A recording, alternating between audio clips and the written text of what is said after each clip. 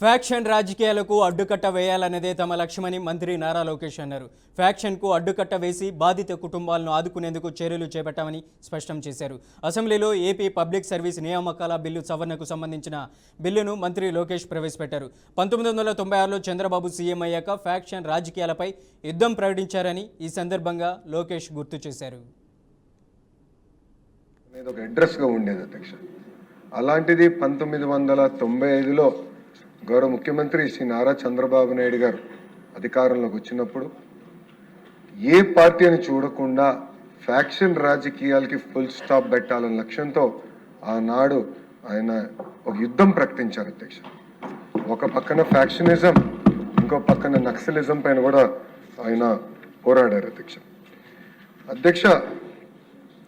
2004 తర్వాత అధ్యక్ష ఆనాటి ముఖ్యమంత్రి రాజశేఖర్ రెడ్డి గారు ఆయన అధికారంలోకి వచ్చిన మొదటి 2 సంవత్సరాల్లో సుమారుగా 164 మంది తెలుగుదేశం పార్టీ కార్యకర్తల్ని అతి దారుణంగా కిరాతకంగా చంపేస్తాం జరిగింది అధ్యక్ష. ఈ ఫ్యాక్షన్ కుటుంబంలో అంటే ఒక హత్య జరిగింది ఫ్యాక్షన్ వల్ల. ఆ పిల్లలు తిరిగి ఫ్యాక్షన్లోకి వెళ్ళకూడని హైదరాబాద్లో ఎన్టీఆర్ మోడల్ స్కూల్ అనేది ఏర్పాటు చేశారు అధ్యక్ష.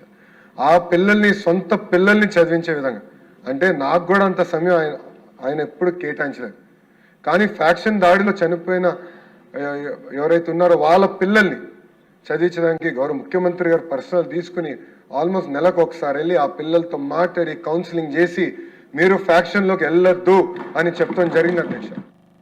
ఫ్యాక్షన్